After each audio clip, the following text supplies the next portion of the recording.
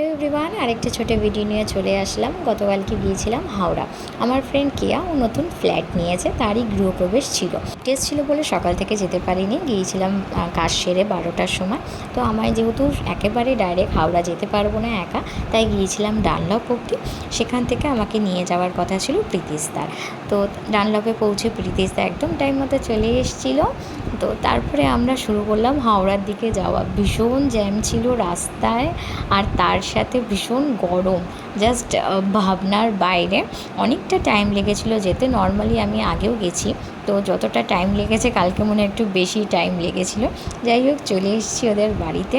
ও আমাকে বলছিল এত দেরি হলো কেন, আমি বললাম জ্যামের ব্যাপার। তো যাই হোক, বুঝেছে ও। তো গিয়ে দেখলাম পুজো শুরু হয়ে গেছে। আমি যাওয়ার কিছুক্ষণ আগেই পুজোটা স্টার্ট হয়েছিল।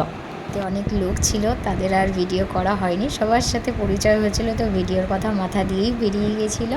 তো তারপরে হোম হলো, পুজো প্রায় শেষের দিকে, অনেকক্ষণ ধরে চলছিল পুজো। সন্ধ্যাবেলায় এসেছিলো রঞ্জু, ওর কাজ ছিল যেহেতু, ও তাই আসতে পারিনি। সন্ধ্যাবেলা সবাই আড্ডা দিচ্ছিলাম সুন্দর করে, অনেকে এসেছিলে।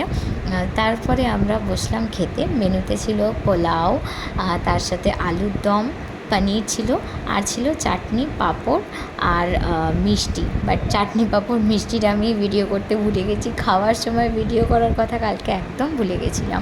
খুব সুন্দর কেটেছে দিনটা, অনেক মানুষের সাথে পরিচয় হয়েছে, আর এত আড্ডা দিয়েছি কি ভিডিও করার কথাই ভুলে গেছি। চলো, ভিডিওটা ভালো লাগলে অবশ্যই তোমরা লাইক, ফলো অ্যান্ড শেয়ার করতে ভুলো না।